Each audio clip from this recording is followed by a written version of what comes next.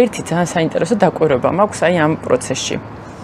რამდენი წლის შვილიც ყავს, იმდენი შენს ბავშვობის ვერსიას გიცოცხლებს თითქოს. ანუ მასთან ერთად გადიხარ იმ გამოცდილებებს და ძალიან ხშირად აი ეს ტრამვებიც მათ შორის რაც შეიძლება ყოფილიყო, ცოცხლდება თითქოს.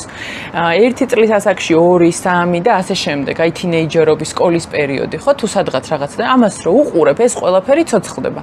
და ძალიან კარგი შესაძლებლობაა რომ შენი თავი განკურნო ამ ყველაფრით. შვილს კი არ მივმართოთ და მოკლედ მის შეცვლას ვეცადოთ. არამედ რომ დავინახე და როგორ შეიძლება დავინახო ემოციური ჩამრთველი ირთვება ხოლმე როგორც წესი ამ დროს.